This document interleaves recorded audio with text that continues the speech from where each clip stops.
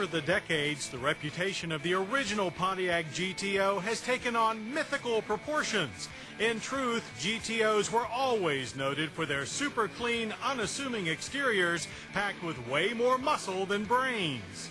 When the wraps were taken off the 2004 Pontiac GTO at this year's Greater Los Angeles Auto Show, first impressions were indeed that this reincarnated rear-wheel drive muscle car looked the part. But one drive down the spec sheets of the 2004 edition shows that while Go is still the new GTO's hallmark, that this is a product of totally up-to-date engineering with the suspension, brakes, and chassis hardware to back up the punch of its 5.7-liter pushrod V8. That's the word from the man behind the GTO, GM Vice Chairman Bob Lutz.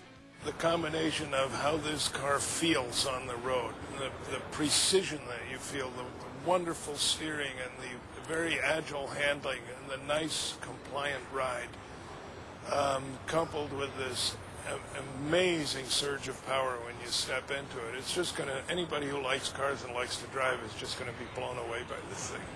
That's not just hype, since Lutz was a key player in selecting the new GTO's hardware, coming from what might sound like an unlikely source, GM's Australian Holden division.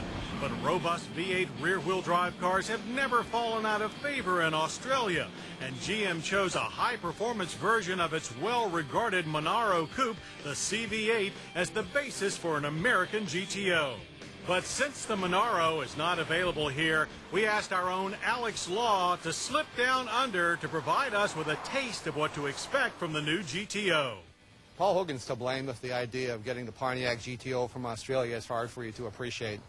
It was Mr. Dundee, after all, who made us believe that this whole big, beautiful country is full of crocodiles and kangaroos, which, by the way, are not available to the tourists and civilized parts of this country unless you order them off the menu at a great amount of money.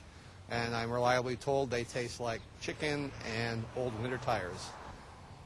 The person we should be looking to for inspiration here is, of course, Mel Gibson as Mad Max. It was Max and his friends who tore around this country in a desperate and deadly search for gas in a post-apocalyptic world. Now, that's the kind of background we need when it comes to building a muscle car for America.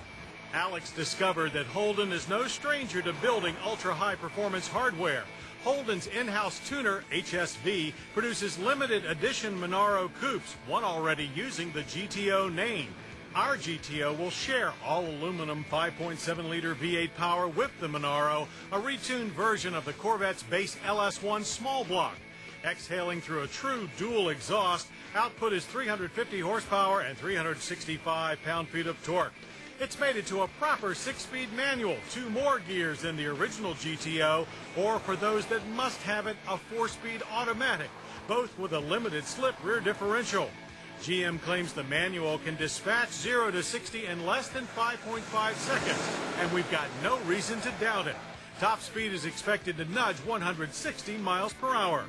Cornering will come by way of a fully independent suspension, a first for a GTO, with rear semi-trailing arms, 17-inch rims and rubber, power rack and pinion steering, and electronic driving aids, ABS, and traction control. The basic smooth but understated shape of the Monaro coupe will be retained for the GTO, but with Pontiac's decidedly more aggressive twin-port front end.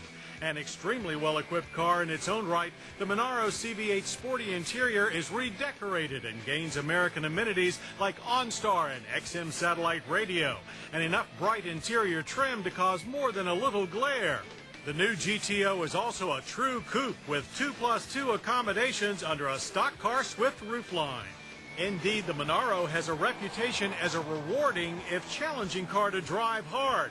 Not as refined as some of its competitors, yet a lot more fun. And that certainly sounds like a GTO, and the Monaro's designers knew it early on.